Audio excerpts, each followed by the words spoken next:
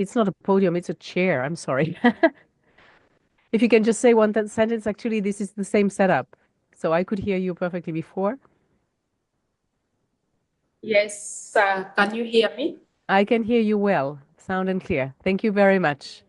Okay, we'll Sure. mute you for now, and then we'll ask you to start the video and unmute yourself when you're called in to the press briefing. Okay? Okay, thank you. Thank you very much. Goodbye.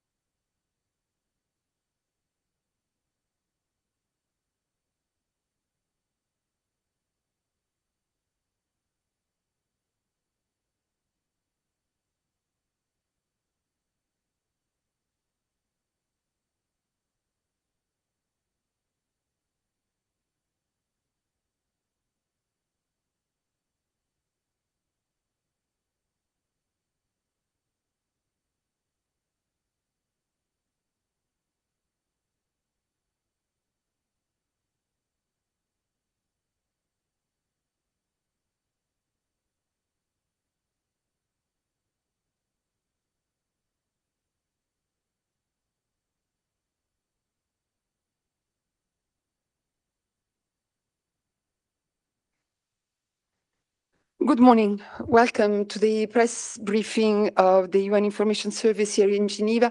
Today is the 20th of December, and actually this is the last briefing of the year.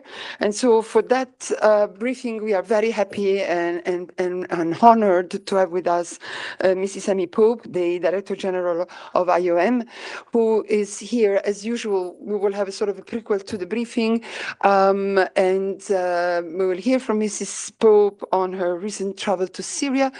Then I will open the floor to questions. Then we will stop for a few minutes in order to let Mrs. Pope leave, and then we will go back into the briefing with the agenda that you should have just received. So there will be more about Syria, but for the moment, I'd like to give the floor to Mrs. Pope and to hear from her her initial remarks, and then I'll open the floor to questions. Thank you very much. You have the floor. Good morning, everybody, and happy holidays. It's very, very great to be here with you this morning, and to those of us who are joining online, thank you for joining us. As you know, I've just returned from Damascus, and what we've seen is that the impact of the conflict over the last 14 years is really evident everywhere. I went as one of the first UN principals, head of an agency, to go into the country. I went into the country with the emergency relief coordinator, with Tom Fletcher and a delegation. And we met with the caretaker government, we met with civil society, we met with other humanitarian actors, UN partners, the diplomatic and the donor community.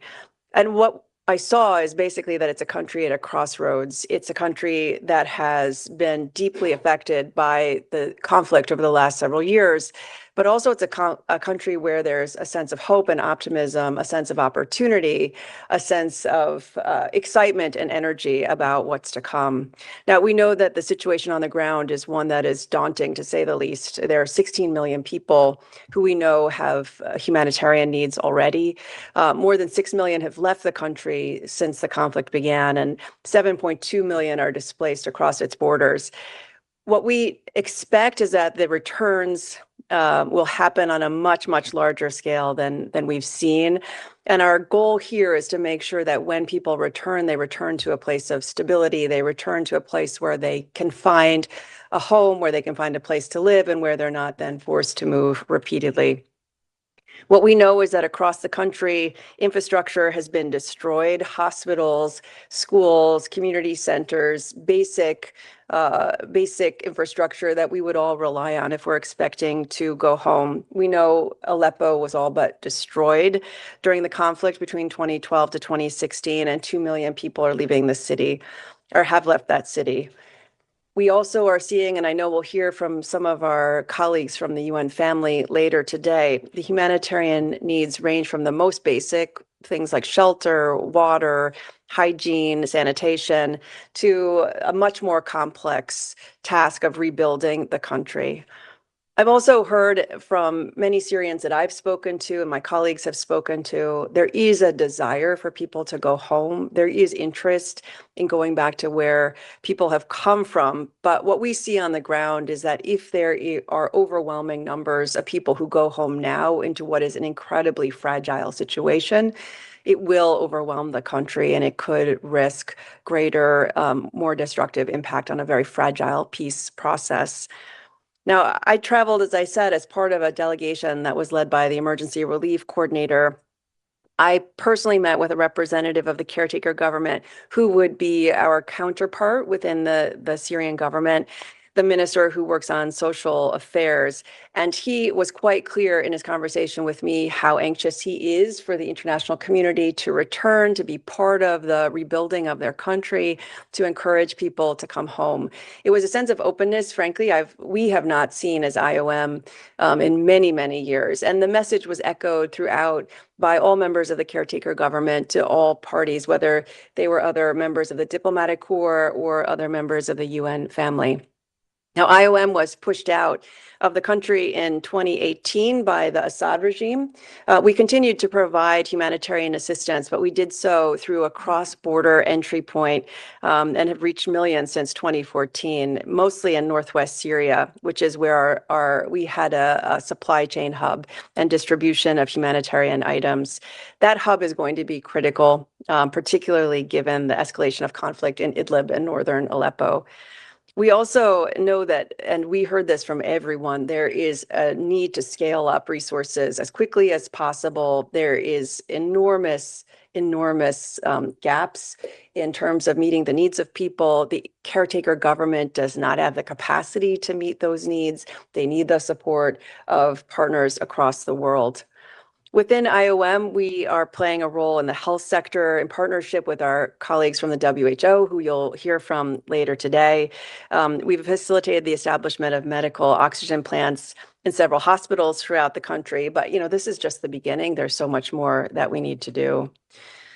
I'd like to also just make the point that it's critical that we encourage the caretaker government to create an inclusive government. We want to make sure that women and girls have a place in the new society. We want to make sure that political minorities and religious minorities have a place in the new society. And it's critical that we, across the board, echo the call for an inclusive government so that we don't see further displacement. So we see a couple of key issues that really we need to prioritize. Number one, of course, is humanitarian assistance. More than 90% of the population live below the poverty line. 800,000 people have been newly displaced in recent weeks. And frankly, across the board, we've had some pretty serious challenges meeting those humanitarian needs, largely because of the barriers that were put in place by the Assad regime, but also because of the ongoing conflict. We also see that the situation is fragile. The country remains under sanctions. There's a huge shortage of normal goods. Most of the economy is relying on cash. So the need for support is across the board. Just to give you one quick example, when I was in Damascus, I met with a young woman who's a resident doctor. She's earning just $50 US dollars a month at a hospital. So she's had to take on other work just to make ends meet. We also are going to need exemptions from sanctions for development and reconstruction efforts. That is the only way that we can scale up to meet the emerging needs that we're seeing. Now, our second key priority is stabilization. And these things have to happen in tandem. We can't just have a humanitarian response without otherwise stabilizing the situation there. There's going to be a transition. Justice, reparation, and inclusivity is an important piece of this. Housing, land, and property rights are key and at the heart of community stabilization in the context of the returns that we anticipate. Now, we've done this all over the world, whether it's in the response to the situation in Iraq, for example, in other parts of the world, but we see that it's critical that we protect and support these rights in a post-conflict society. We also want to note that returns will happen. But in line with our sister agency at the UNHCR, for the time being, we are not promoting large-scale returns. The communities, frankly, are just not ready to absorb the people who are displaced and would come back. And we all hope that we can stabilize and respond to a situation that's very much in flux. And we believe that millions of people returning would create conflict within an already fragile society. We know that the Syrians, when they go home, they want to make sure that they can stay home. And right now, the situation across the board is not conducive to doing that.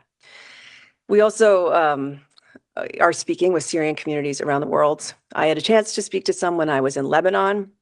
They're very much in a wait and see posture.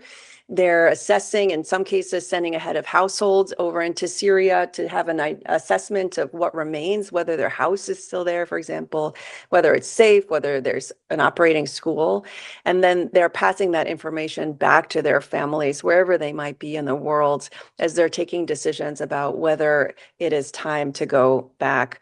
We also heard from some of the Syrians who've either recently left or who are in country who are very concerned about the possibility of a lasting peace. So in some cases, there are communities who have left because they're worried that they'll be the target of attack, not because they've necessarily received direct threats, but they're anticipating a situation where they could be at risk. We also heard from communities, for example, the Christian community, who hasn't yet left, but are very much worried about the next several months and want to make sure that they don't become the targets of attack.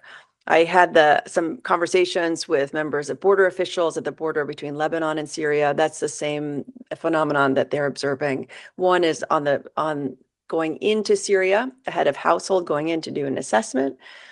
Some number of returns, but relatively small numbers, and then a number of people who are going out because of potential threats to their long-term well-being.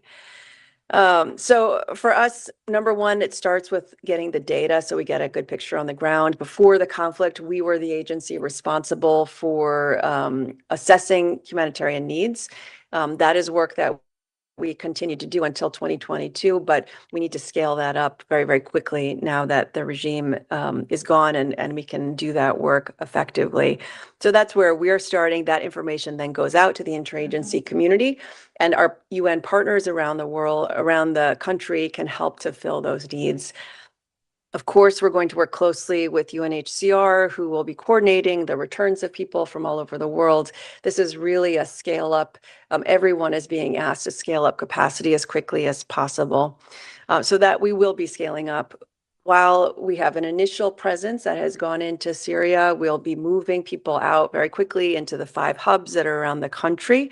And we intend to resume collaboration with other UN and local and international NGOs inside the country. And thirdly, we are staying very, very much in close contact with the neighboring countries who've hosted Syrian populations over the last several years.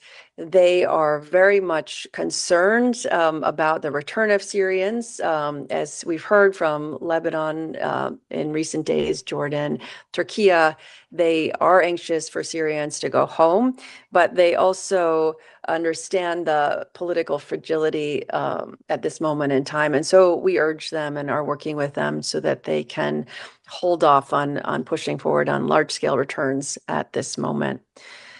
We have done this work in many places around the world. In some cases, it's unfortunate to say, places like South Sudan, Rwanda, Bosnia and Herzegovina, and Liberia. We know that when we're rebuilding after a crisis, the challenges are enormous, the priorities are urgent. So we are absolutely committed to being part of the rebuilding effort, the humanitarian response effort, the long-term stability of this country. We all know that the people of Syria have endured unimaginable hardships, yet they're continuing to show resilience, they're continuing to show courage, they're continuing to show a commitment to their country. So our goal is to call to the international community to match that resilience and to not desert them at their moment of need, to really double down on our support to them to ensure that they can achieve a lasting peace in the country. Thank you very much. Thank you very much, Mrs. Pope. And I just would like to draw the attention of the journalists to the statement that the Secretary General has given yesterday on Syria, where he said exactly what you said, that the political transition must be inclusive, credible, and peaceful, and the process must be guided by the underlying principle of the Security Council resolutions. We have distributed to you the statements and questions from the press in New York. So now, as usual, I will open the floor to question first in the room and then to the about 50 people we have online. So I'll start with Agnès Pedrero, AFP, the French news agency. Yes, thank you. Thank you for organizing that briefing. Two little questions. One, you mentioned the sanctions, that there is the need for sanctions, for exemptions, for sanctions for development and reconstruction efforts. Could you let us know better what sanctions are you talking about, imposed by whom and to who exactly, given there are a variety of sanctions? And then on the European countries, I was wondering if you have been in contact with European countries, in particular on the question of the return of Syrian refugees and the freezing of their asylum rights. Thank you.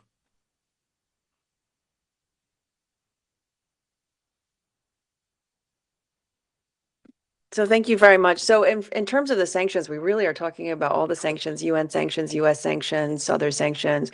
Right now, you can see very much the effect of the sanctions in the country. People do not have access to cash. I mean, they do not have access to credit. They're very much reliant on cash. There's very much an informal market where goods are being exchanged. The salaries that people are getting for work are extremely low and often insufficient to meet their most basic of needs. And you can see that across the board, the sanctions has had quite a significant effect, especially on vulnerable populations. So to rebuild the situation, there will be a need to reevaluate those sanctions. And given that some of the actors within the caretaker government are also targets of the sanctions, ensuring that the international community is able to work with them effectively to deliver life-saving support is going to be critical. And with regard to speaking with European partners and others, the answer is yes. For example, yesterday I was in Stockholm. You'll know, for example, that in Sweden there is a significant population of Syrian refugees. There are Syrians who continue to seek asylum across Europe, and our message to them across Europe as well as in the neighboring countries is that this is not the moment to talk about large-scale returns. Certainly, we want to support those individuals on a case-by-case basis who want to go home or who know that their communities from which they came are safe. But at this moment in time, our efforts need to be focused on the humanitarian situation and the recovery and rebuilding. Thank you very much. Mohammed Aslan, Anadolu Ansi, the Turkish news agency.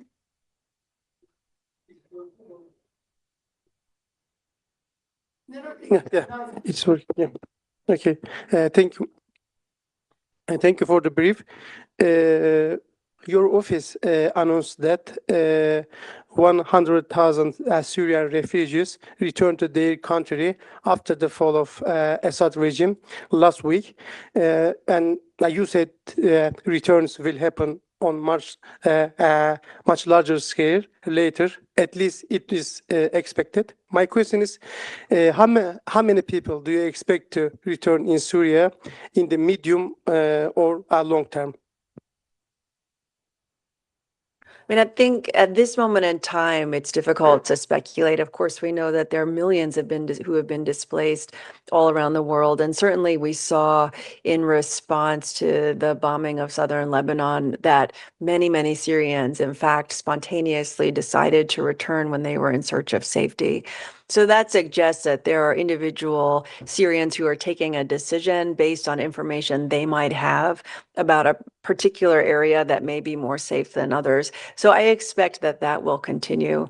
We saw 100,000 who have gone back in, about 100,000 since, over the last couple of weeks. We've also seen another of 150,000 people who are internally displaced go and go back to their village or city of origin. But I think very much that is a situation in flux. In some cases, people are going back, they're making an assessment, and then they're leaving again. It's not clear yet how many people will be able to stay on a longer term. And at the same time, we saw, for example, coming out of Lebanon, another approximately 85,000 who were leaving the country from Syria into Lebanon across that border. So again, it's not clear how long those folks will be leaving versus coming back as the situation stabilizes over the coming months. But as we know, there are over 7 million people who've left Syria in the last 14 years, so the numbers could be quite significant. Maheva Chabrier, Kyodo News. Thank you very much for taking my question. You mentioned the situation for women in Syria. So what are your impressions after your visit? Do you think that there are some civil society, including women, that would push to have more rights for them? Are their voice heard? How do you experience it? Thank you. Thanks very much. That's a question that's very much on the minds of many, many women, of course, in the country, many of whom have been working, many of whom have been contributing to their households. And I think the answer is not clear yet. There are certainly concerns that the extremist factions of the coalition that ultimately was successful in toppling the Assad regime may influence the government in ways that make it difficult for women and girls. And we, with our other UN partners, are strongly urging the caretaker government to continue to empower and enable women, because they are going to be absolutely critical to the rebuilding of the country. Ultimately, this is a situation where we need everyone to be working to create stability, everyone to be part of that solution, and women are going to be a critical piece of that solution. And so it's important that they be empowered to do so. Thank you very much. Maya Plants, the UN Brief. Yes, thank you very much for taking my question, Alessandra. My question is to Director General, Ms. Pope. It's been a little over a year that you are in your position. What are you most satisfied that you have accomplished in this year? And what you hope, or what are you predicting for 2025? And also in the light of the new U.S. administration, what do you see will be the importance of finding adequate funds for doing your work? Yeah. So it's hard to narrow it down to just one thing that I'm satisfied with. One, I think the organization has done incredible work on the ground as long as I've known of it, but it's not been as effective in talking about its work. And so one of the things I'm very proud of is the fact that we're doing this briefing and we're investing in communications and talking about the good work that we're doing, because it's critical to changing the narrative about migration. We've seen across the world how migration is a tool for development. It leads to better economic outcomes for communities around the world. And so we're really investing in enabling people to move safely, to move with legal status, to move in an orderly way, at the same time that we're responding to humanitarian needs. The other thing I'm very proud of is some of our partnerships to identify the impact of climate impact on displacement, and our work with, for example, COP29 and our work with partners around the world to engage before people are displaced, to build out interventions before people are displaced, whether it's in the Middle East or the Horn of Africa or the South of Africa, around the world. So those are some of the things. And then in terms of the U.S. administration, nobody knows what that will look like. We hope the U.S. has been an important partner, a founder of our organization since the very beginning. And we hope that that will continue. There's lots of good work, and the United States is ultimately a country that's built on migration. So we hope that the work will continue in very positive ways. Thank you very much. I go to the platform. Catherine Fiancon-Bokonga, France 24, French channel. Bonjour, Catherine. Bonjour, Alessandra. Good morning, DG Pope. My question is related to the meeting that is going to take place in January. France did announce that it will host a meeting on lifting sanctions and reconstruction. So I'd like to know if you, as IOM, will participate to that meeting, and if you know if there will be a participation of members of the HTS. And also, I'd like to know if you had the chance, or if you will, speak with European countries that are trying to push Syrian refugees to go back to their country. Austria decided to give 1,000 euros to the Syrians that decide to go back to their country. So will you have meetings with maybe the European Commission or certain countries? Thank you so much. Thank you very much. So with respect to the French meeting in particular, I don't have an answer for you in terms of participation and who will be there, but I will say that IOM, along with other partners within the UN family, we're all very, very committed to working with stakeholders, whoever they might be. This needs to be an all-hands-on-deck effort. The challenges are immense across multi-sectors and across the work of many different agencies and actors. And certainly the needs for funding, both financial resources, political resources, are going to be enormous. So we will be part of any effort to help address the situation there. And I expect likewise, that will be true for all stakeholders. In terms of the European countries, I mean, we do know that there are Syrians who continue to seek asylum. This last year, Syrians were the second largest group crossing the central Mediterranean in terms of seeking asylum in Europe. They fell just after the nationals of Bangladesh. And we do hear, for example, when I was in Lebanon, I spoke to a group of Syrians. Every single one of them had family or friends who had tried to cross the Mediterranean at some point to seek refuge in Europe. And as the situation evolves, until we know there's going to be lasting peace and stability in the region, we expect that there will be Syrians who continue to seek refuge, whether in neighboring countries, in European countries, or elsewhere in the world. Our advice, and this is consistent with our partners at UNHCR, is that still every person has a right to a case-by-case assessment of their particular claims. There may be individuals who are particularly at risk because of their family profile or their background. And so we'd we'd certainly advise against any blanket determination based on someone's nationality that would prohibit them from seeking access to asylum.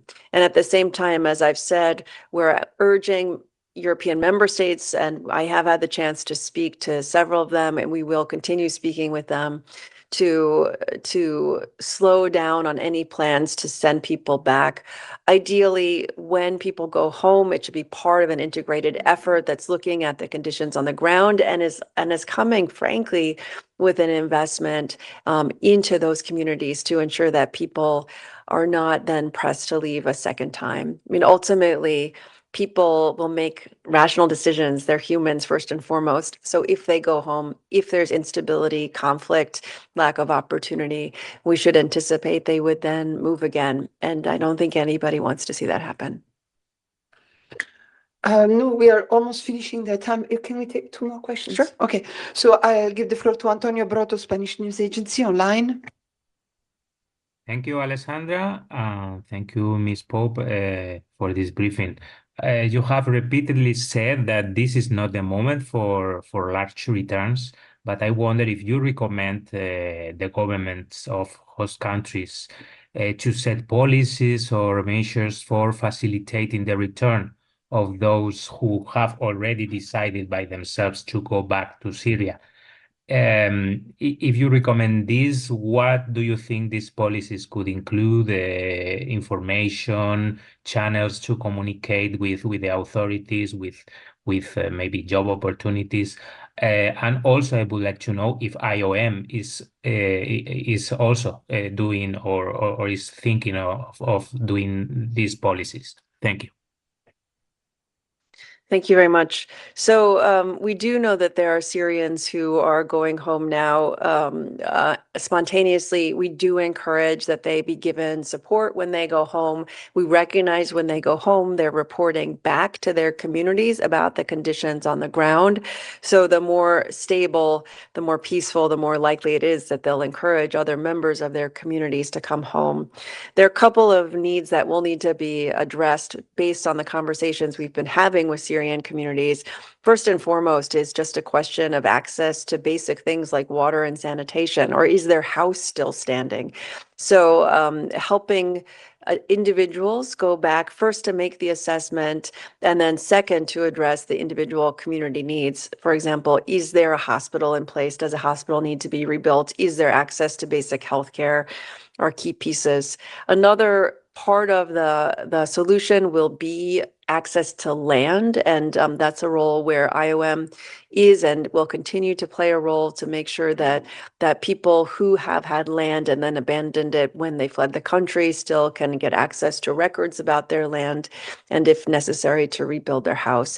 So this is a question that is really critical that we have all partners around the table working together, whether they be in the UN and civil society, local community actors. And of course, we very, very much need the UN member states to be part of that effort. And we encourage them to work comprehensively on an approach so that we're not speaking about isolations and return. We're not speaking about returns in isolation.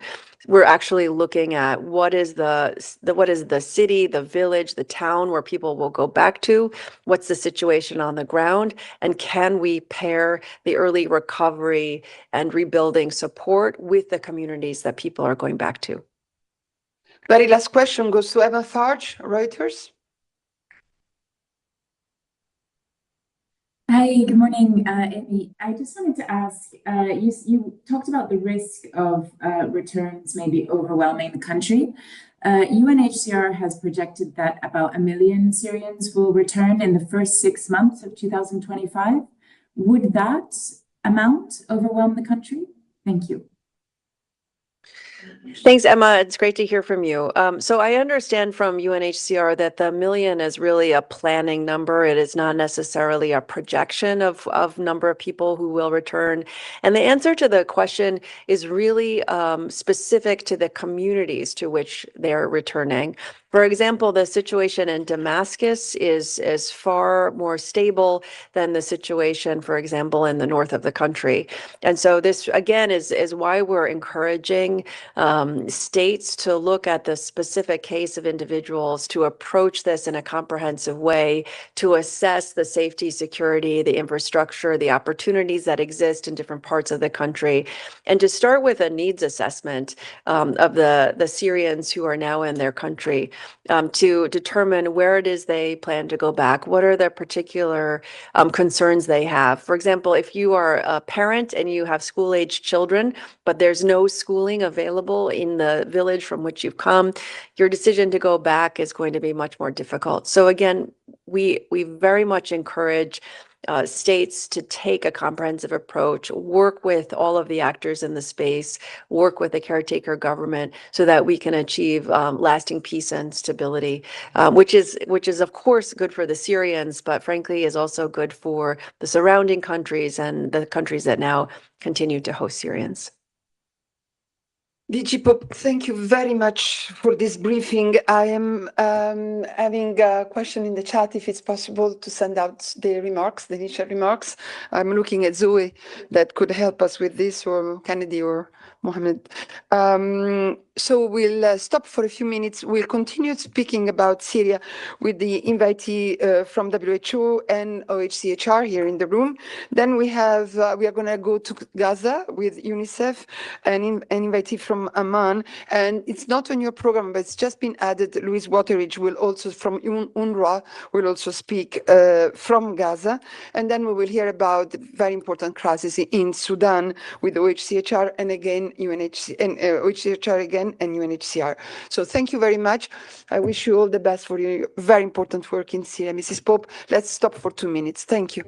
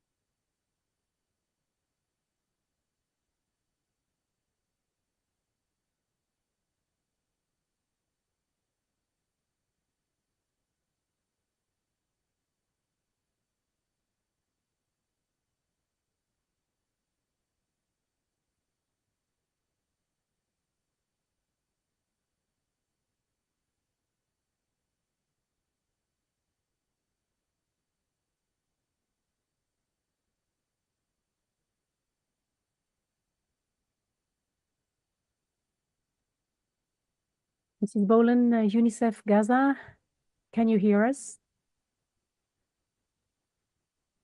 I'm asking you to unmute and start your video, please, for a quick check.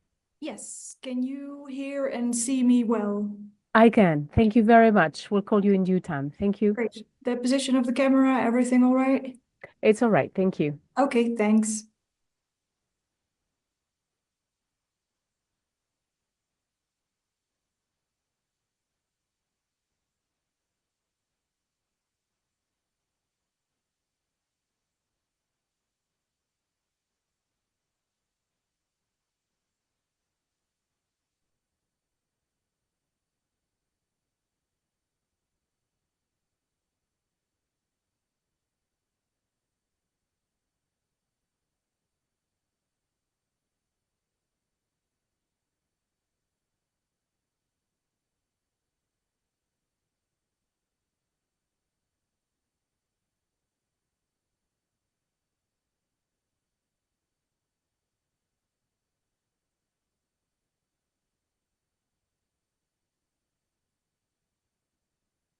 So thank you very much for staying with us for the rest of this press briefing. And we will stay, as I said, on Syria to hear from WHO.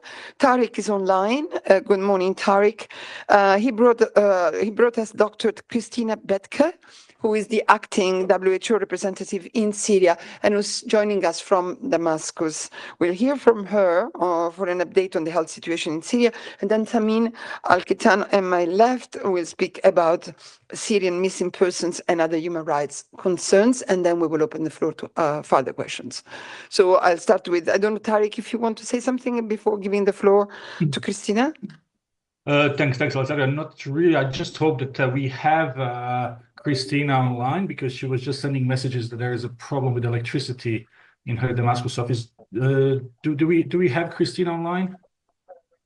I'm here, Tarek. Oh, yeah, excellent. Yeah. Christina, hopefully it will hold. You want to start with your initial briefing, please? Thank you so much. And indeed, let's hope for a smooth connection. So good morning, everyone. And as already said, I'm speaking to you from Damascus at a moment of profound significance in Syria's history. And as Amy Pope spoke about, the resilience of the Syrian people is on full display, as well as their hope for the future. Over the past 12 days of being here, I've witnessed both the joy of reunions and returns, as well as a number of concerns about the uncertainty of what lies ahead. And in the midst of these challenges, WHO remains steadfast, not in just delivering life-saving care and ensuring healthcare reaches those who need it most, but also playing a part in helping Syrians rebuild their lives and recover from years of crisis. Just yesterday, WHO teams were in Idlib visiting hospitals where they met with dedicated surgeons who have worked tirelessly during this escalation over the last 3 weeks, often under attack and in order to save lives. One surgeon shared the words of his patients saying, "We finally sleep at night, no longer worrying about being bombarded." And indeed, in this nation reeling from over 13 years of conflict and displacement, mental health and psychosocial services are not just critical, but they are actually life-saving for families. In this fragile moment of hope, it keeps Syrians going even as they face tremendous hardships. Displaced populations still, even in this moment, are living in overcrowded conditions in formal camps and shelters, facing things like nutritional deficiencies, respiratory infections, and other communicable diseases like diarrheal disease and lice and scabies, which can lead to long-term health complications. Many have returned to find their homes reduced to rubble. And we know that rebuilding homes is just one part of the solution, but they also need access to healthcare and essential services to feel secure and lay the foundations for recovery. As we heard from the remarks of DG Pope earlier today, in the face of hopes for rebuilding and reconstruction, the humanitarian needs remain immense and immediate. The health infrastructure is severely strained, and we saw in just 3 weeks during this escalation, 36 attacks on healthcare have been reported, and over half of the country's hospitals are non-functional. WHO has launched an appeal to raise $56.4 million over the next 6 months to meet these urgent needs. This funding will sustain critical health services during this transition period, including 141 health facilities that today in Northwest Syria are at risk of imminent closure in the coming weeks due to lack of resources. Our work will also support and lay the foundation for Syria's long road to recovery. WHO is doing everything possible to bridge the gaps in these uncertain times. Our teams are working round the clock to ensure essential medicines, vaccines, supplies reach functional health facilities. We are coordinating referrals from places where there is no healthcare to those functional facilities. We're facilitating access to healthcare in areas that are underserved and where displacement has occurred and the health system is overwhelmed through the deployment of mobile teams and mobile clinics. And we're working to integrate mental health support as broadly as possible through existing healthcare services and facilities, as well as hotlines and community outreach in order to reach those affected by trauma. The resilience of the Syrian people is inspiring, and we hear about it again and again. And it's truly, this is such a moment that I can't even express, that many of us have been a part of working on Syria for so many years. But without that immediate international support, their hopes for a peaceful and healthy future are at risk. Everyone I speak to here, from my own team that I work with every day, even to the new caretaker minister of health who I met with 2 days ago, are deeply hopeful for their children, for their homes, for the health system, and for a Syria rebuilt on peace and solidarity. And we together must help them realize this dream. And just as DG Pope said, we are calling on the international community to act now. Your swift action can save lives, restore the hope, and help rebuild a nation that is yearning truly and deeply for stability and peace. Thank you. Thank you very much, Christina. Thanks. I understand the conditions are not ideal, but thank you very much for being there. I'll now pass the floor to Tamim for OHCHR's update on Syria. Then we will open the floor to questions. Thank you, Alessandra. Good morning, everyone. As you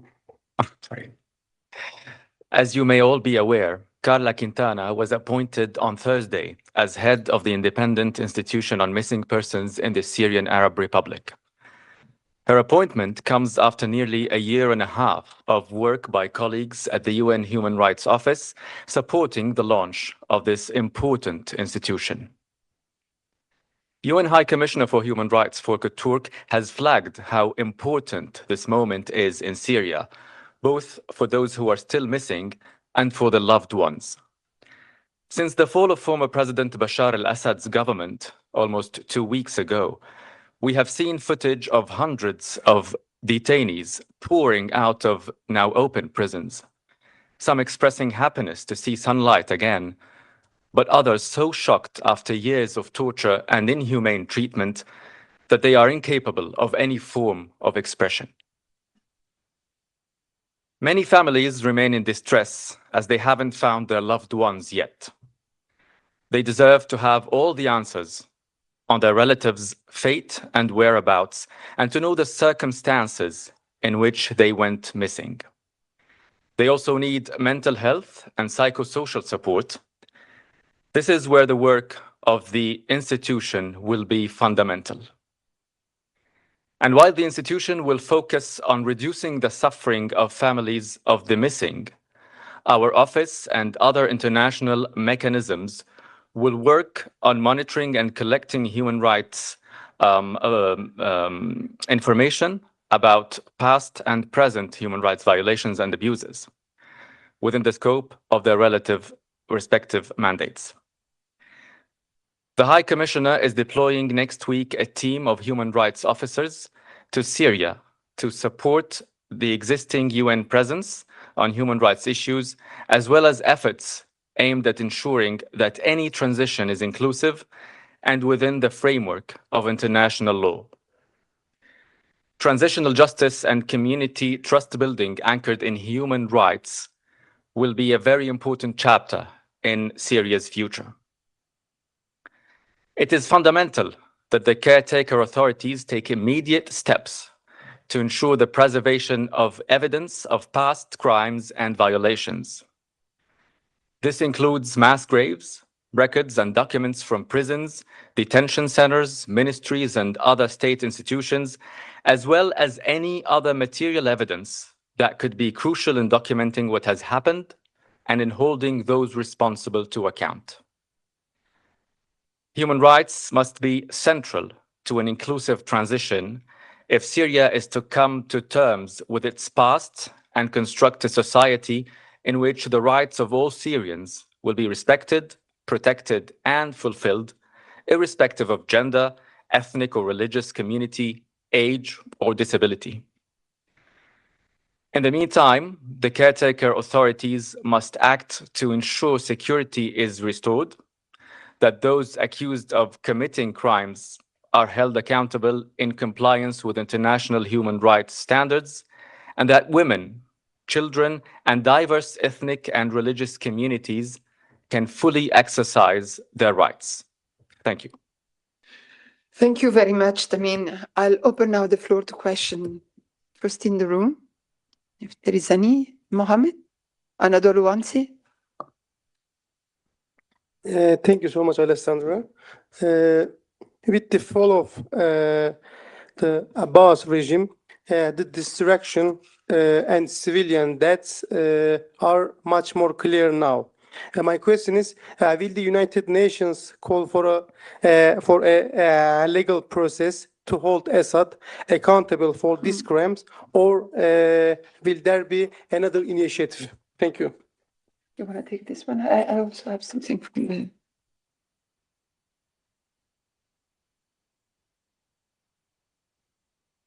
Thank you for that question.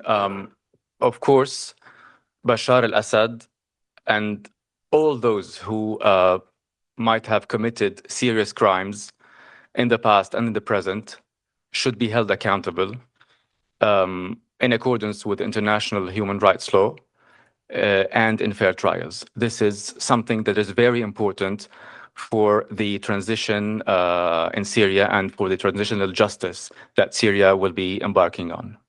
Thank you. Absolutely, and there is the need for accountability is really indispensable for the sake of the Syrian people who have suffered so long. And there are, as you know, a number of UN mechanisms that are there to hold people to account. So we will need to go through this mechanism. But definitely, the answer to your question is yes. This accountability is much needed. So Maya plans the UN brief. Yes, thank you very much for taking my question. My question is regarding the gathering of data. How are you going about it? How adequately funded you are for doing that? Just 2 press briefings ago, we had someone speaking about that they had gathered 283 terabytes of data. Do you have similar amounts of data that have been collected? How are you sifting through this data? Who are you partnering with? Which technology companies are supporting these efforts, because most of it will be digital, I take, as well. I mean, I think Maya refers to the briefing we got from Robert Petit, the head of the III mechanism, and maybe now for the Missing Persons Commission, you have. Yes, indeed. Now, the IIIM mechanism, which is the International Impartial and Independent Mechanism. So it's an independent mechanism that was established by the General Assembly to assist in the investigation and prosecution of individuals responsible for the most serious crimes under international law since March 2011. This is one of the mechanisms that are very important and that work on collection of evidence in Syria. It's a mechanism that collects, preserves, and analyzes information, and then they share these pieces of information and evidence with competent jurisdictions. This is one of the mechanisms that are complementary in the work that will be done and that is already done on Syria. It is not part of our office, but of course we cooperate and we will be cooperating with this mechanism and with the Missing Persons Institution, of course, in the future. Just for your information, the missing person entity has now a press officer. She has just started. Her name is Nermin Abdelhamid. We have put the contact in the list of spokespersons, and I hope that Nermin will come and introduce herself at the beginning of next year, so you will be able to ask more precise question to her on this body. I had seen Mr. Liang, China Economic Daily. Thank you, Lucy. Thank you, Katin. My question is about the situation in Syria. Last time the world witnessed a government taken over by a group with a jihadist leaning was what happened in Afghanistan. And now is the world and the your office learning any lesson from Afghanistan in viewing the situation in Syria? And just to name one, if the HTS has any bad behavior, whether towards women or cruelty, that triggers more sanctions on them, how can your office and the world make sure that there are some mechanism so that the sanctions doesn't hurt the economic well-being of the ordinary people who are innocent? Thanks. That's my question. Thank you for that. My answer here is that human rights are central in this process. And the obligations of Syria under international law, international obligations do not change whoever is in power.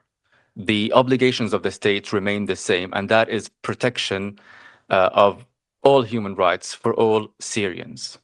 When it comes to sanctions, it is important that any sanctions imposed by any party take into consideration the importance of humanitarian aid for the civilians. This should not be affected in any way. Of course, you know that our office has been working remotely on Syria for years. And now our colleagues will go to Syria, and we will have more on that, I guess. Thank you.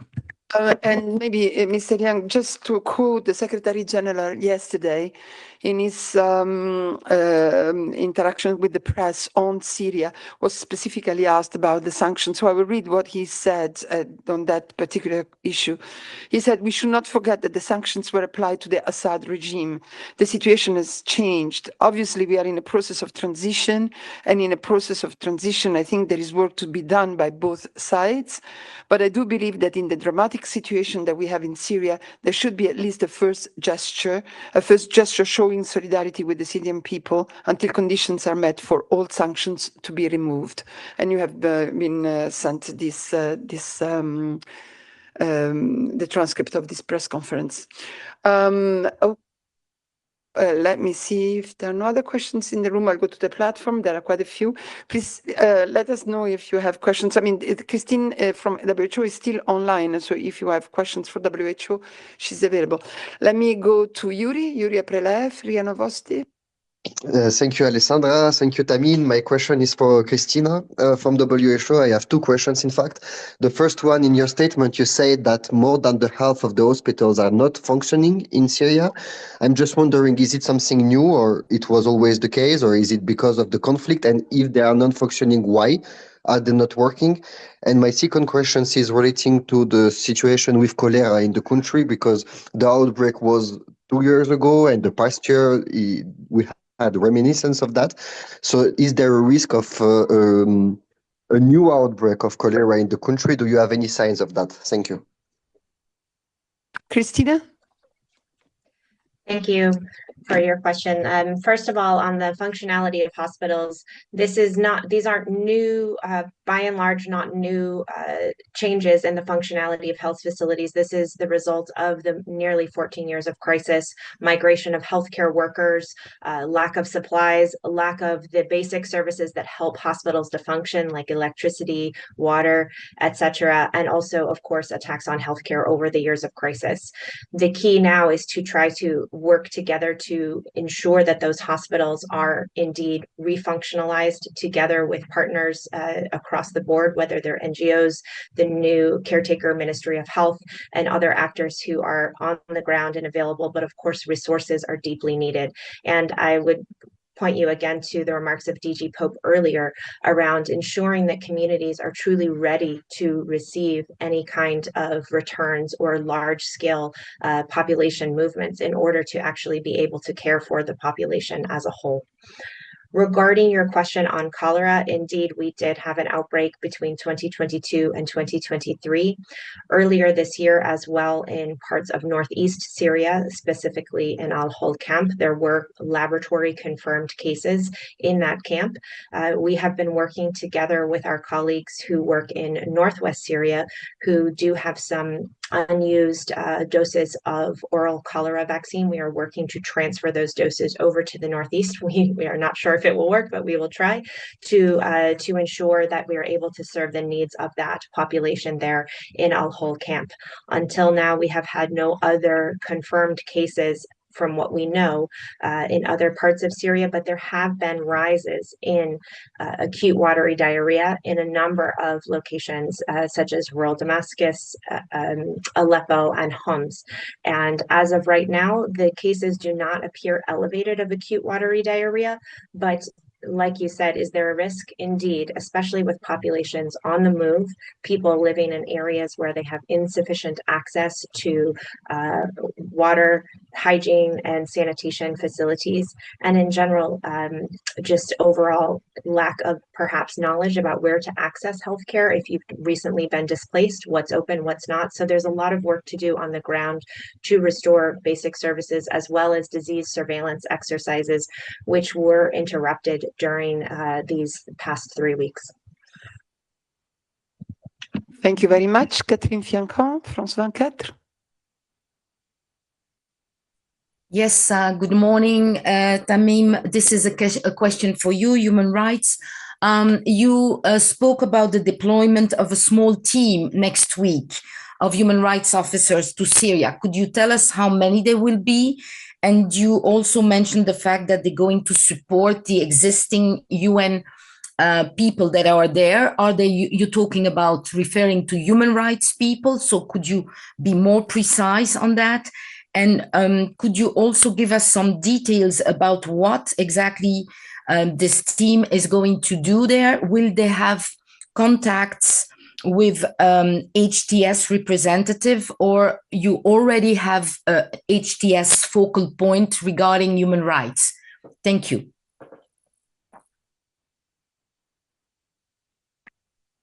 Thank you so much, Catherine. As I said, there will be a team of our colleagues who will leave to Damascus next week.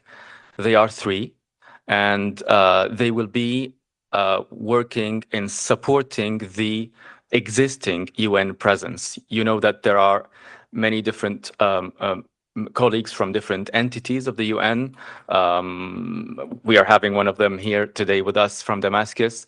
So there is a need for human rights support. And that is why our colleagues will go join the different other colleagues from the UN.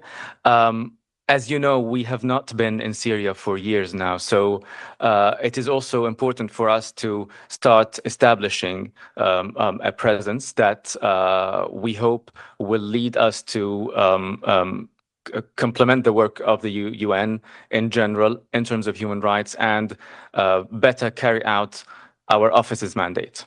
Thank you. Thank you very much. John Zarocostas, France 24 and The Lancet. Yes, good morning. I was wondering, with regards to the spokesperson from the Office of the High Commissioner for Human Rights, if the office is making extra efforts to see if they can find the missing nurse from New Zealand that has been abducted in 2013 while delivering medical supplies in the Idlib province. Have you any news on this case and her 2 colleagues that were traveling with her? Thank you. Thank you for that. Unfortunately, I do not have information on this specific case, but of course, as I said, the missing persons institution will have an important work in that regard in the future. Thank you.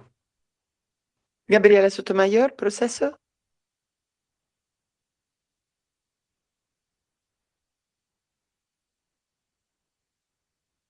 Gabby, you have to unmute yourself.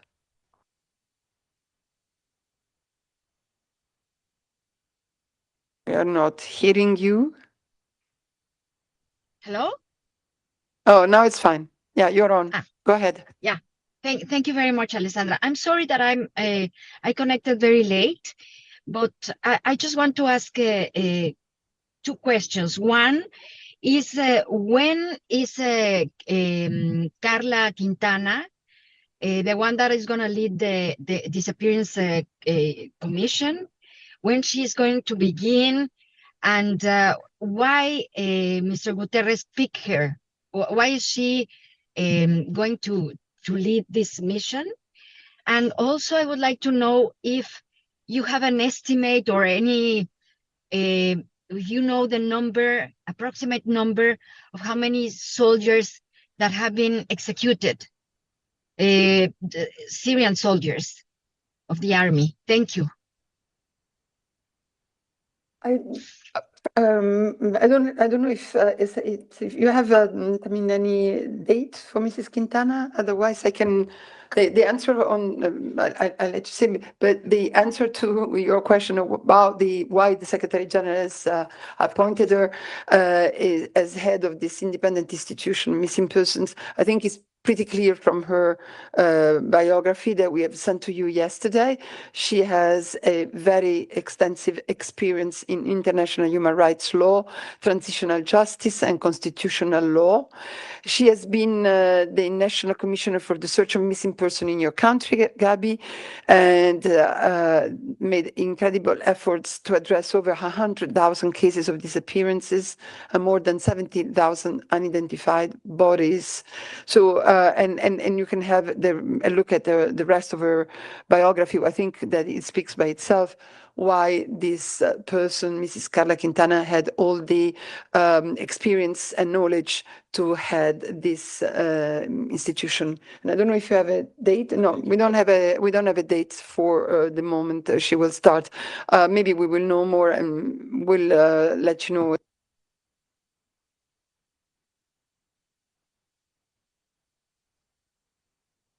Oh, no, you had also a question about the soldiers. Sorry, maybe you have a. I'm sorry. The last part of.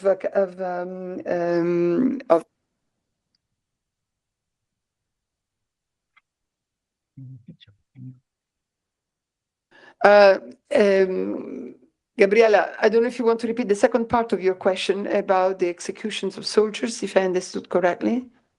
Yes. If you have if there's happening, I heard that they were executing Syrian members of the army.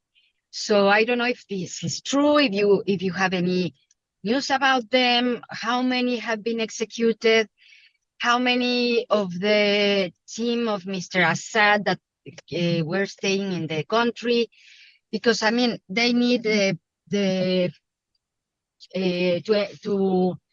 go to justice, to have a process and being judged for what they did.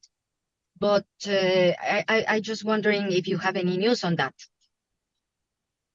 Yes, thank you so much, Gabriela, for that. It's very important to have a proper system of transitional justice where all individuals who are suspected of having committed any crimes in the past and in the present can be held accountable in fair trials. Now, unfortunately, I'm sorry, I don't have any specific information on the incidents you're referring to. Thank you. Thank you very much. Dick Bruce, New York Times. Yeah, thank you. I had a question for WHO, Christina. Could you just elaborate a little bit more? You talked about 36 attacks on healthcare in the last 3 weeks. Are these continuing? Are we talking about sort of random small arms fire catching the odd vehicle, or are we talking about more systematic attacks on healthcare facilities that are actually, lowering your capacity and doing serious damage to healthcare facilities? Thank you. Yes, thank you for your question. So just to give you some perspective, the 36 attacks were recorded in WHO's surveillance system for attacks on healthcare. So if you want to reference any of the numbers I share with you today, you can also look there for the details in case you miss a number. But between 27th November and today, there were 36 attacks. To give you a bit of perspective, in comparison to last year, there were just 26 attacks in all of 2023 and 21 attacks in all of 2022. to. So to have that in a very short period is quite concerning. And of these 36 attacks, they caused 23 deaths and 128 injuries. 25 of those attacks actually affected health facilities. 6 affected transport means like ambulances and other vehicles of health officials. 16 affected supplies, and 1 affected a warehouse. And so we saw really a range across this escalation period, everything from actual bombardment to, yes, indeed, at times small arms fire, to a lot of looting during especially the acute period of transition. We continue to receive reports from some areas that are still unsettled. For example, just in the last week, we've had a number of attacks in Deir ez-Zor. You may be familiar that in that governorate, there is still some ongoing clashes and fighting. So it really runs a range between, as I said, very heavy artillery and bombardment and to looting exercises. And throughout that time, we continue to see just the difficulty, I think, in protecting healthcare workers and health facilities during this conflict. In the immediate aftermath of the change in government here in, for example, Damascus, although healthcare workers were encouraged to return to work, many cited not only transportation challenges, but fears about safety and security if they did return to work. So it really underscores one of WHO's key advocacy points, that even in conflict, not only are health facilities and health workers not a target, but they must be actively protected. Thank you very much. This concludes the questions. I know, Maya, you have a question, but it's not on Syria, right? Yes. Oh, it is on Syria. Sorry, Yeah. I should have given you the floor It is before. I a thought quick it was not. Go follow-up ahead. for human rights. It is regarding, the question of you don't have the internal in-house capacity for dealing with the data with digital forensics, or you do have, but it's a very small team, or do the special rapporteurs themselves do something along those lines? And will it be a possibility that you have to expand this in-house team? Because there is a number, I don't know where I got this from, that there were at least already 500,000 reported cases of human rights violation. 500,000, that's a lot. And where is this number, if someone has heard about it and can confirm? Thank you for that, Maya. On that number specifically, I will have to get back to you. I am not sure if it's our number or if we have more figures. Our challenge in Syria is that for many years we did not have access to the country. So now our colleagues will be going, and it's very important to boost our work that was being done from outside the country. So this is a very big challenge, and that is why also we have all the different mechanisms that complement each other, and we will be cooperating with them in collecting information and in monitoring the human rights situation, including the past the past years.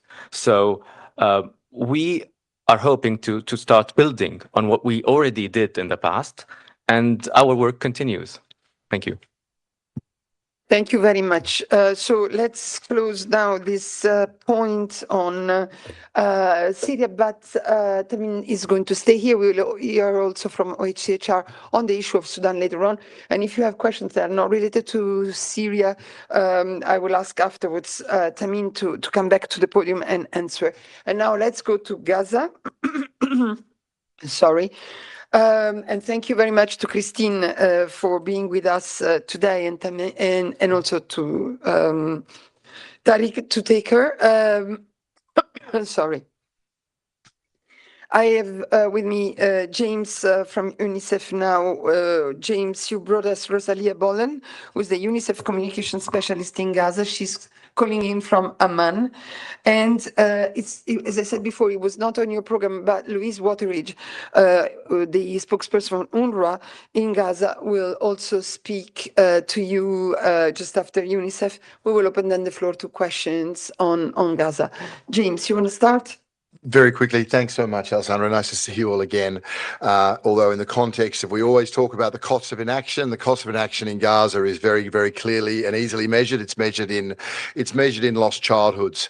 Now, Rose Bolin, who you're about to hear from, has been in Gaza for most of the past 3 months. She's now leading up UNICEF's communication on the ground, day in, day out in Gaza. So over to Rose. Thank you, James, and good morning, everyone. Children in Gaza are sick, tired, and traumatized. Hunger and malnutrition and the dire living conditions more broadly really continue to put the lives of children at risk. Right now, over 96% of women and children in Gaza cannot meet their basic nutritional needs. Most are surviving on rationed flour, pasta, lentils, canned food at best. So that is a diet that is slowly compromising their health. In November, an average of 65 truckloads per day of assistance entered Gaza, and that's compared to 500 truckloads of assistance that entered daily pre-war. And pre-war, Gaza still had its internal food production capacity. The most northern part of Gaza has been under a near total siege for 75 days now. Humanitarian assistance has been largely unable to reach the children in need there for more than 10 weeks. Gaza must be one of the most heartbreaking places for us humanitarians to work in, because every small effort we make to save a child's life is undone by fierce devastation. For over 14 months, children have been at the sharp edge of this nightmare, with more than 14,500 children reportedly killed and thousands more injured. This week, I met with Saad, a 5-year-old boy who lost his eyesight in the bombing of his home. He also sustained a head injury. His skull was fractured, and he has major burns over his body. As I was talking to Saad about what had happened to him, the way he put it was, "My eyes went to heaven before I did." As we were talking, a plane flew overhead, and the moment that Saad heard the sound of the plane, he froze, he started screaming, and he clutched onto his mom that sat right beside him. Seeing this boy in such deep distress, also because he has recently been rendered blind, was frankly unbearable. As we approach the end of the year, which is a time where the world strives to celebrate family, peace, togetherness, in Gaza, the reality for over 1 million children is fear, utter deprivation, and unimaginable suffering. The war on children in Gaza stands as a stark reminder of our collective responsibility. A generation of children is enduring the brutal violation of their rights and the destruction of their futures. The stories I heard over the past months will torment me forever. Just to bring you another story of a boy whose name is also Saad. This summer, when we met this boy, he was 7 months old and he weighed only 2.7 kilograms. He was his mother's miracle after years of her trying to conceive.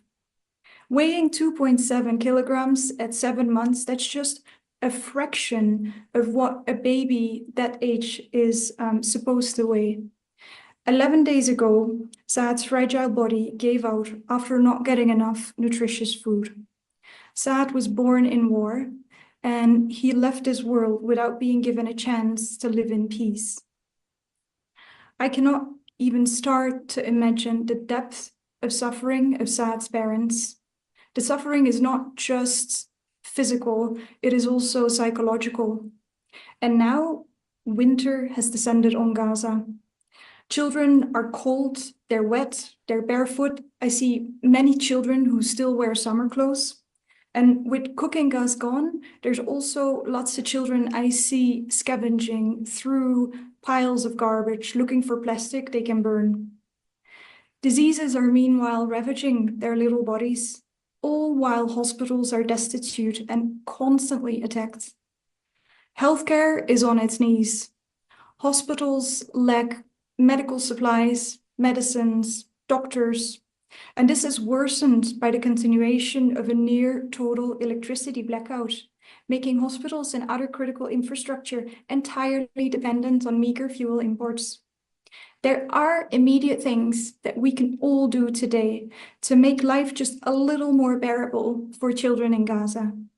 We can use our voices, we can use our political capital and our diplomatic leverage to push for the evacuation of grievously injured children and their parents to leave Gaza and to seek life-saving treatment in East Jerusalem or elsewhere.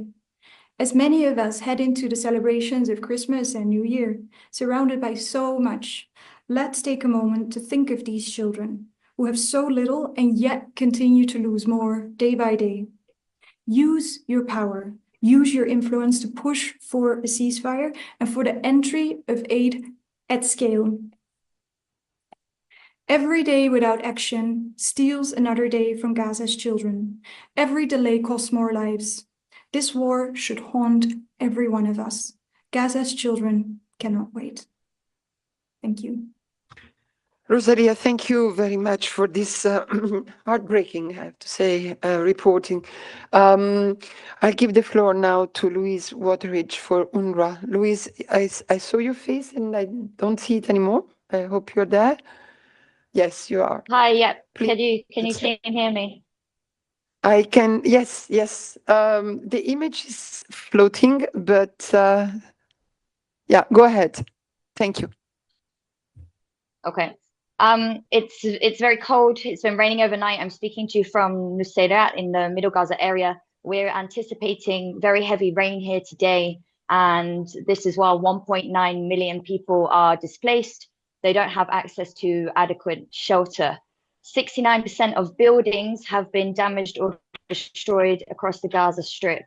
With the winter weather, I mean, this has been the only certainty that we have had during this war and during this year, that it will eventually get colder and rain. And we have had supplies sitting outside the Gaza Strip waiting to enter for the past 6 months. What has happened is we've had to prioritize food over shelter entering the Gaza Strip. You'll remember just a week or so ago that 3 women were crushed to death at a bakery while they waited for a piece of bread. This is the reality that humanitarians have here. We're having to choose between people having food or people having shelter.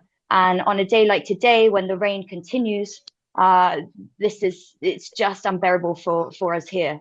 The other problem, you know, with 69% of buildings damaged and destroyed, it's not only that people don't have shelter in the bad weather, but there's no protection from the bombs and the strikes.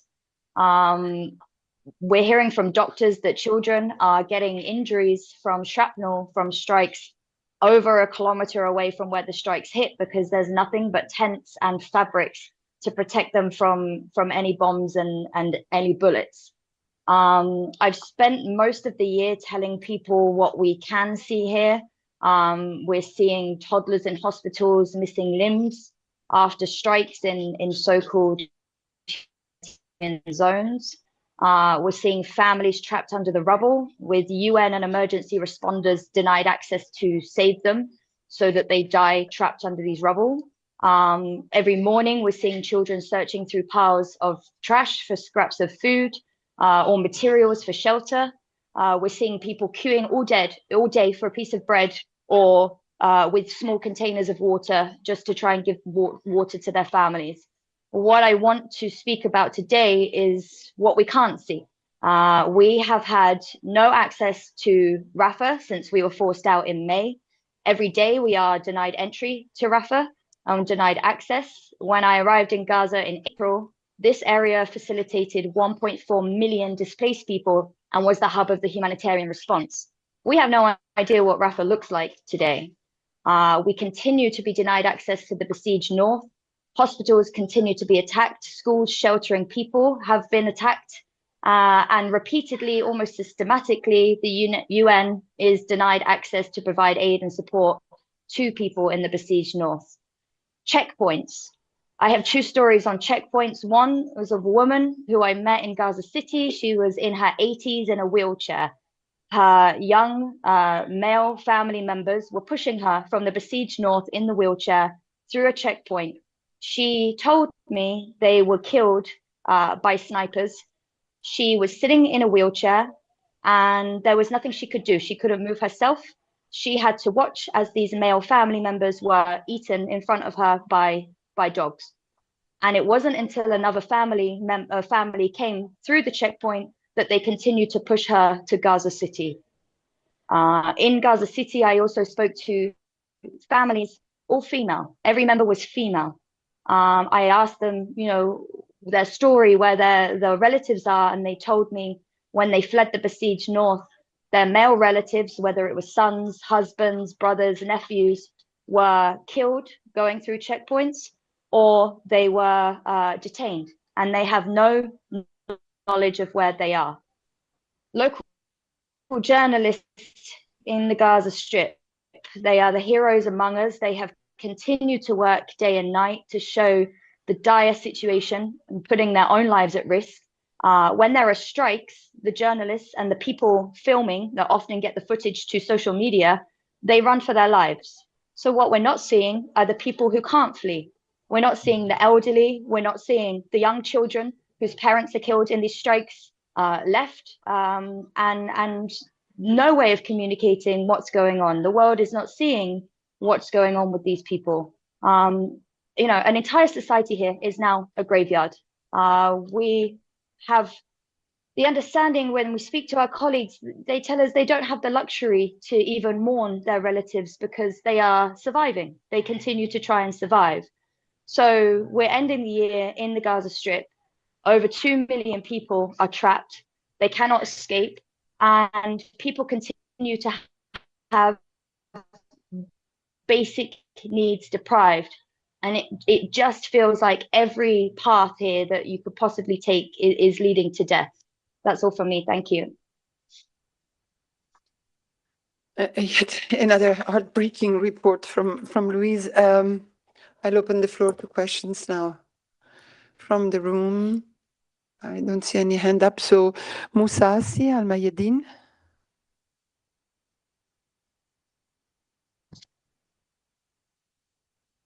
Moussa, no, you were on and then it was muted again. C'est bon? C'est bon. Vous m'entendez? Oui, merci.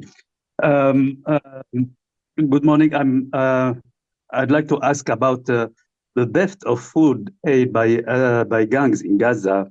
What is the truth about this matter, and what is the role of the Israeli forces in this act? Thank you. I don't know if Louise or Rosalia want to take this up. Just wave me. I see Louise. Louise, you want to answer on the issue of food? Yes, go ahead. Yeah, so the United Nations joint convoys we're trying to continue using the Kerem Shalom Keru Abu Salam crossing, but it's proving more and more difficult, as you're very aware by the day. We are having a situation here where, you know, I tell you 69% of buildings are destroyed. Well, this also is roads, this is streets, this is access. So not only are we in a situation where it's just continuous rubble and destruction around us, preventing our ability to navigate, you know, these certain areas, there's only so many paths we can bring the aid through. And right now at this crossing, there is very severe looting and danger from criminal gangs. We have had some attempts where we were able to get aid in, and we have had some attempts where people have been killed and everything has been looted. There is no consistency, and this has a direct effect here on the ground because families don't know when their next meal is coming from. They don't know, or, you know, if there will be food tomorrow, if there's bread coming tomorrow, and it just adds to the uncertainty. Humanitarians continue to do what we can, but the safe facilitation of this aid is the responsibility of the Israeli authorities, and we need support in getting this aid to the people who need it most. Rosalia, I see your hand up.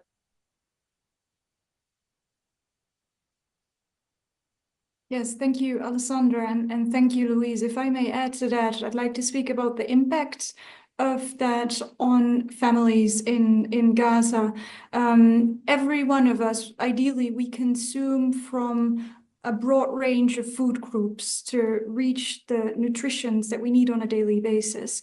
In Gaza, children under 2, virtually all children under 2 in Gaza consume from 2 food groups at best. And this is very, very dangerous because especially young children who grow rapidly, who develop rapidly, they need access to nutritious food. It's not just about the calorie intake. They're at risk of wasting, they're at risk of stunting, impaired growth development, and the consequences of that are lifelong. Children don't recover from that later on. And it also drives things like diseases. It drives the other elements of the very poor living conditions. As you can imagine, if you have been living off flour and canned food for over a year, your immune system is affected by that and you're more susceptible to disease. And so we actually can try to bring nutritional supplements to these children. But as long as these other conditions aren't solved either, so the diseases that are rampant, the very dire living conditions, the overcrowding, the unsanitary situation, lots of children actually have waterborne diseases. And so the effect of the assistance will then also be limited, because if you have diarrhea, your body doesn't absorb the nutrients that it should absorb. So the impact is real and the impact is dangerous, especially for the little ones in Gaza. Thank you very much. Gabriela Sotomayor, Proceso.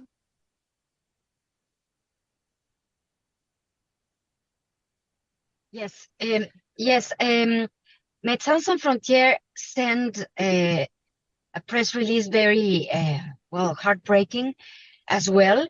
So they were talking about genocide in Gaza. They said the word, and I think that it's an organization that is not saying that only like a word without having, witness that. So what is the position of the United Nations on this? I think I'm looking at Tamim if you want to say something about that, but I think it has been expressed by several times by our colleagues of the Office of the Human Rights High Commissioner that the definition of genocide has to come from a court. And I'm looking at Tamim, and in case he wants to add anything. No. So I think, Gabriela, I'll send you back to the various answers to these questions that have come from the Office of the High Commissioner, unless anybody wants to add anything, James? I stand exactly with Alessandra on the language. I think in Gaza, what we are absolutely seeing, and we've seen it now for 13 months, and we've just heard it very eloquently from those two colleagues, is a collective failure to hold violators accountable. And so the global community is facing a grim pattern right now, whether it's Sudan, whether it's Gaza, and it's a dangerous signal that might, not right, is determining who gets justice. And for me, as we look at a young generation already faced with something like a climate crisis, I don't think that double standard is lost on children. I don't think it's lost on young people. When rules continue to be broken, whatever name is given to them, but we clearly see international humanitarian law continuously broken with impunity, then you are getting a new generation growing up in a world where injustice, and what we've heard is happening in Gaza, is normalized. That cannot be allowed to continue in 2025. Absolutely, beyond definitions. Musa, you have a follow-up, and then we will wrap up Gaza. Oui, merci. Can we say that the Israeli forces have no role or any responsibility in what the gangs in Gaza are doing concerning Who their has food? no responsibility? Pardon, The Moussa, Israeli on n'a pas forces. compris. Les forces israéliennes, est-ce qu'il n'y a pas de responsabilité des forces israéliennes concernant le vol de la nourriture? Je répète la question. No, it's fine. I think we have all understood. I'm just looking at my colleagues. I mean, you want to say something about that? He's coming to the podium, but also Rosalie and you, Luis, if you want to add anything. But I think in general terms, I think we all know that it's the responsibility of the occupying authorities to make sure that everybody gets their basic needs and humanitarian needs fulfilled. And this is, I think, is a general principle, but maybe you have more on the specific, Tamim? Yes, thank you, Alessandra. Thank you, Musa. As you said, Alessandra, it is the responsibility of the occupying power to make sure that humanitarian aid, including food, reaches all those who are in need. This is a very basic human right that we have been calling for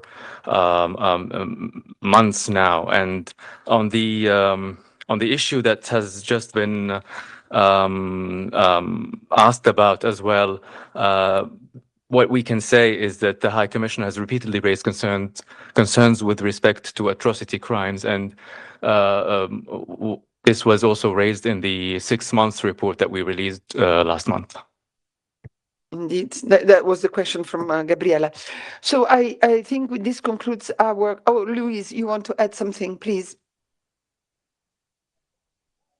Yeah, just quickly to say the criminality, it really heightened and took over and took a grip of the Gaza Strip after the Rafah border crossing closed. So there is a direct correlation between the Rafah border crossing closing and being forced to shut.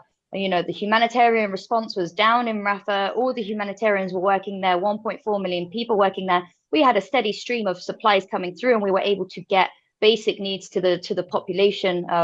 Even then, we had, you know, warehouses maybe had 2 weeks of supplies, possibly 3 weeks of supplies in case anything happened, and then we still had things on the ground. What we're having now is the warehouses are empty. Everything is empty. Once the food comes in, it goes straight out. As soon as supplies come in, they go straight out. There's no reserve anymore. There's no backup anymore. So yeah, there's criminality, but this is something that has been enhanced by the lack of crossing and the lack of facilitation of aid and supplies into the Gaza Strip.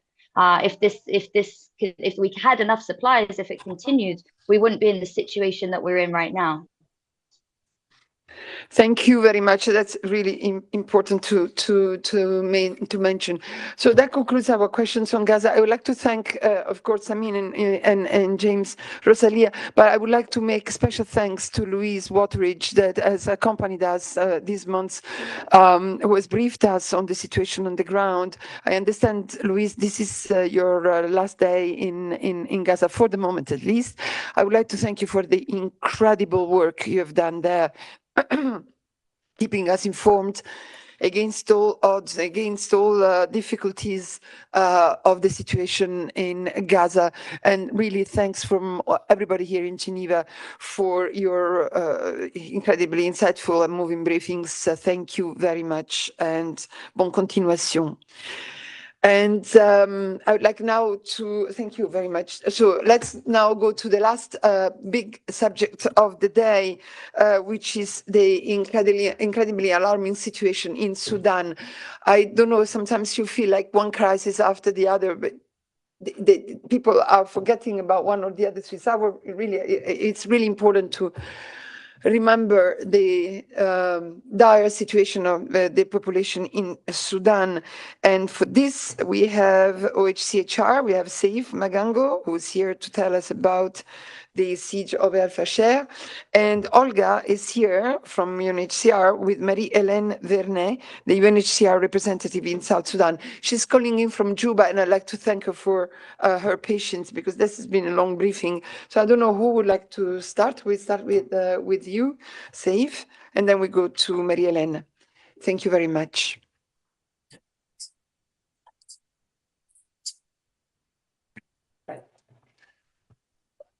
Yes, good morning, everyone. Yeah. Today, we are issuing a report detailing the devastating impact the siege of Al Fasher in North Darfur and ongoing hostilities there are having on the civilian population. At least 782 civilians have been killed and more than 1,143 injured as the parties to the conflict have engaged in heavy exchanges of fire in and around the city over the last 7 months. Civilians are besieged and at risk of death or injury from indiscriminate attacks by all parties to the conflict.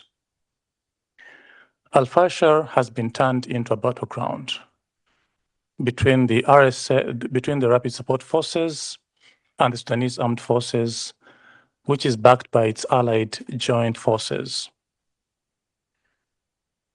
There has been regular and intense shelling by the RSF of densely populated residential areas, recurrent airstrikes by the SAF, and artillery shelling by both the SAF and its allied joint forces. Residential neighborhoods, markets, hospitals, and camps hosting internally displaced people have been struck. This includes the Zamzam and Abu Shuk IDP camps and the As Saud Hospital, which has been shelled repeatedly. This is the only remaining public hospital in Al-Fashir capable of providing surgical operations and sexual and reproductive health services. Attacks on civilians and civilian objects may amount to war crimes.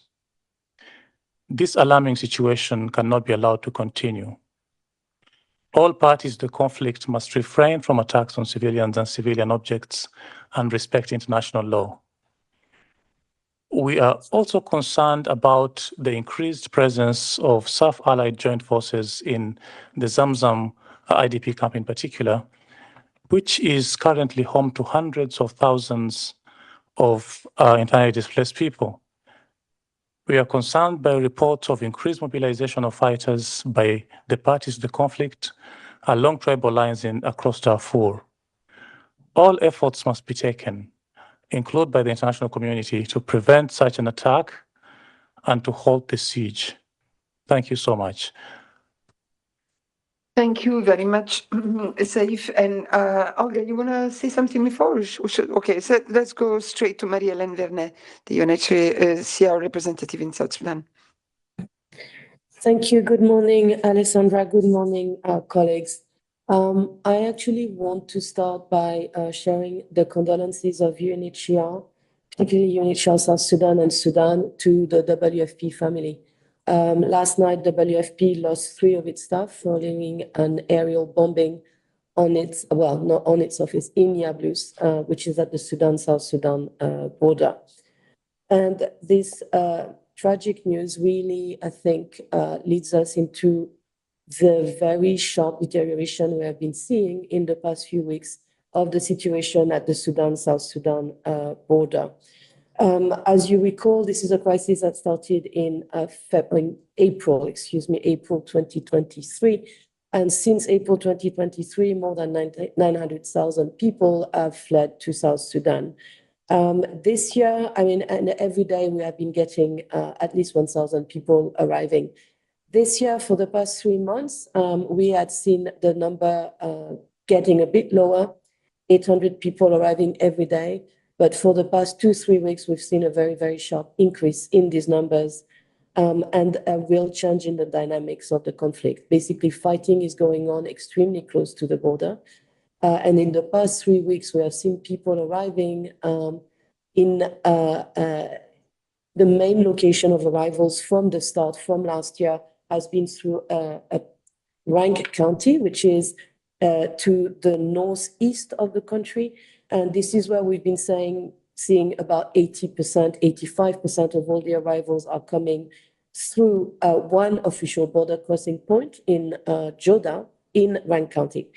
This changed quite drastically in the past 2-3 weeks when we have been seeing people arriving through a number of informal crossing points and staying very, very close to the border. So instead of moving from the border to the nearest town and from there into a transit center, people choosing to stay very, very close to the border, which is presenting very significant challenges. The first one is that we have seen in 3 weeks about anything between 80,000 to 100,000 people arriving. These people are staying very close to the border. There is one stretch of road, about 10 kilometers, where we have at least 40,000 people staying along the road. And then another 50 to 60,000 people in other locations and villages, again, very close to the border. Now, this is a challenge. It really further stretches the response, which until now has been very concentrated on moving people to transit center and then moving them away as quickly as possible from the border. Right now, we are concentrating on life-saving assistance in these locations at the border, including really the very basic water, emergency health, and other very basic initial assistance. The big concerns for all of us at this moment in time is, again, the proximity to the border, particularly as we know that fighting is likely to continue or resume very shortly along that border. So we are concerned for the safety of the refugees and the returnees, but also concerned, of course, about the safety of our staff. It should also be highlighted that the impact of this crisis on South Sudan has gone beyond the number of arrivals. So as I've been saying, more than 900,000 since April of last year. But on top of that, the revenues, the national revenue of South Sudan has completely collapsed. 95% of the revenue is linked to the oil pipeline that takes the oil produced in South Sudan, into Sudan for refining and exporting. That has collapsed in March of this year.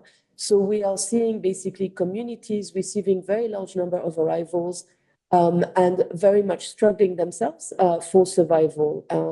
The inflation in the country has more than tripled, quadrupled in the past 6 months. There is no revenue, salaries are not being paid, be it civil servant, military, teachers, doctors are not getting paid. So in this context, we have the town of Rank, where the population has tripled in 1 year. And we have some villages right now along the border where we have seen the population of the village again tripling in just 3 weeks at this moment in time. Transit center in Rank is overcrowded. It has a capacity for about 5,000. It now has over 18,000 people.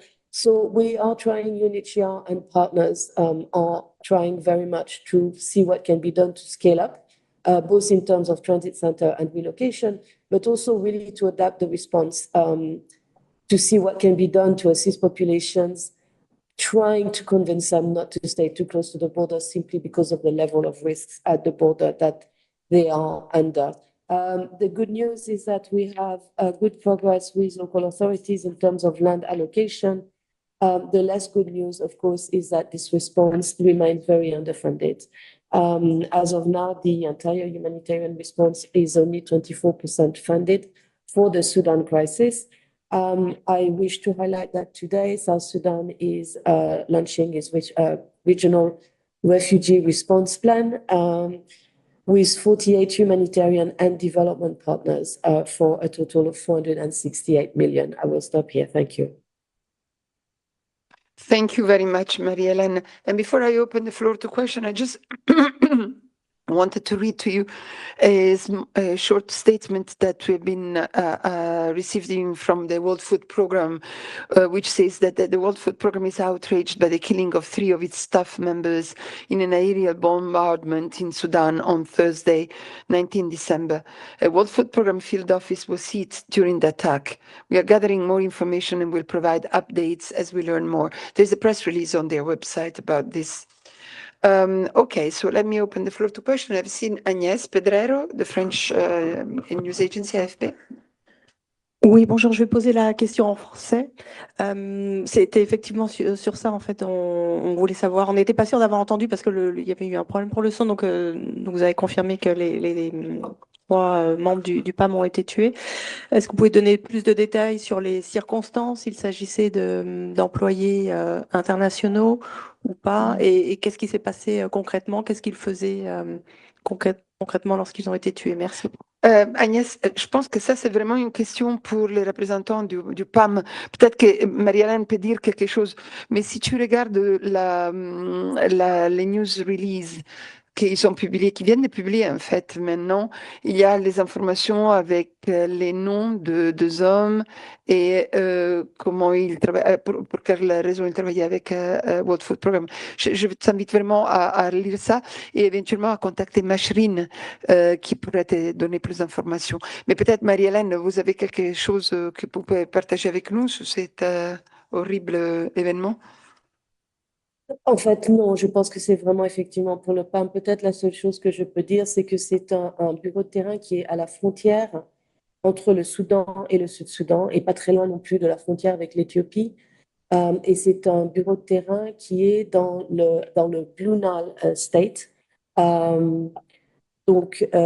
Et effectivement, quand on regarde les combats qui ont eu lieu récemment, les concentrations des combats sont alors, il y a deux centres. L'un, c'est Joda, donc c'est là où il y a beaucoup d'arrivées. Et c'est là où on a vu dans les 2-3 dernières semaines des arrivées de 7 000, 10 000 personnes par jour. Ça s'est arrêté les combats dans cette région depuis quelques jours. Et maintenant, effectivement, les combats sont très concentrés sur Blue Nile. Donc, c'est tout ce qu'on peut vraiment dire pour le moment. Je pense qu'effectivement, pour plus d'informations, il faut contacter le PAM. Merci beaucoup. Et s'il n'y a pas d'autres questions dans la salle, je vais aller à la plateforme. Lisa Schlein, Voice of America. Hi, thank you. Would the two speakers please send your notes as soon as you can, please? It would be very helpful. Also, it was difficult to hear the UNHCR person from South Sudan. But anyway, my questions.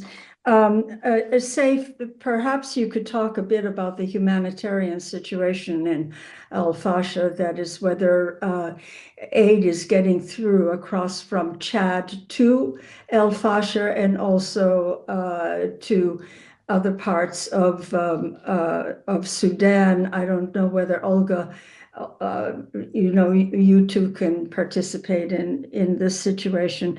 And then in South Sudan, I'm wondering, with all of these people who are the refugees who are coming from Sudan into South Sudan, what kind of an impact is it having upon the country? That is it destabilizing the situation? Are you getting enough food and healthcare and so forth into the country? And I don't know, perhaps you, Alessandra, have some information, since WFP is not there, regarding, or anyone regarding the food situation and famine and starvation and also sexual violence against people. Thank you. Thank you very much. So I'll obviously give the floor to Marie-Hélène, and if you want to add anything, please go ahead, Saif. But also there is Jens on the line, so I don't know if Jens has anything on that. Maybe I'll start with Marie-Hélène. And as I said, I mean, the World Food Programme is not online, so we will have to ask them later on, but maybe Jens has something on that. So let me start with Marie-Hélène. Yes, so the impact on the country is obviously huge. And again, I think there are two things we need to look at. So in the past few days, I mean, since the start of December, we've really been seeing huge amounts of people arriving. I mean, we're talking 7,000 to 10,000 people arriving a day for 3 days. And again, a huge concern about access, because for 2 days, because of fighting near the border, we actually lost access. And that is basically the impact you can feel on the villages and the town very close to the border. The town of Rank, I was saying the population has tripled. The hospital in Rank is absolutely overwhelmed, there is no doubt. Again, a hospital that was meant for 40,000 people now has a population of 130,000. So that is something that is very problematic. But then And again, as I was saying, we have had a response to this crisis for 20 months. So of course, systems are in place. But when you go from 1,000 people a day to 10,000 people a day, then it's really stretching. And of course, another concern in terms of the humanitarian emergency response is that it is happening right at the end of the year when all the partners' budgets are depleted. But there is a second aspect in terms of the impact on the country that I think is very important to keep in mind. South Sudan has a population of 12 million people. And in the past 18 months, 20 months, close to 1 million people have arrived. They are not all refugees. Some of them are South Sudanese, but they are South Sudanese that had never lived in the country. So it's not like they can go back to places that they knew or that they had, houses, etc. And again, this is in a context where the economy of the country has really collapsed since March because they have lost their main source of revenue. It's estimated that at least 80% of the national revenue is no longer coming in. So on top of the very much needed emergency humanitarian response, what's needed as well is a lot of support for the integration of these 1 million people who have arrived since the start of the crisis, noting in particular that many of them do not want to stay in rural areas. If they're refugees, they're not that interested in staying in camps in remote areas. If they are South Sudanese, they're not that interested in staying in rural communities. So what we're looking at is a very rapid urbanization, which again requires interventions that go way beyond what humanitarians are doing. We are seeing a lot of engagement from a number of development partners, from the World Bank and the African Development Bank. But the pressure on the country, both in terms of the conflict, which is now so close to the border, but also in terms of the economy because of the loss of the oil revenue, is something that we're extremely concerned about. And I hope you could hear me, Lisa. We actually could hear you very well. Saif, you want to add something? Yeah, thank you so much, Lisa, for your question. On Al-Fashur itself, we are deeply concerned about the dire situation, humanitarian situation there.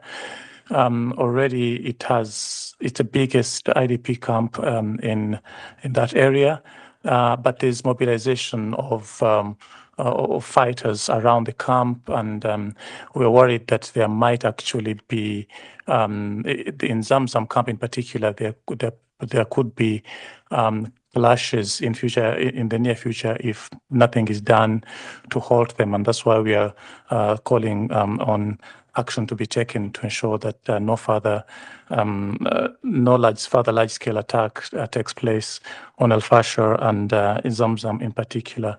Already you have more than 8.2 million people displaced by the ongoing conflict. You have more than 3.1 million who fled to neighboring countries. The siege is not only ensuring that people cannot have free passage to other areas where they can be safe and they can have access to food, healthcare, and everything else, which slightly improve their living conditions, at least to be safe. But it's also restricting access to humanitarians into Al-Fashur, and that needs to be guaranteed immediately to avoid the catastrophe worsening. Thank you.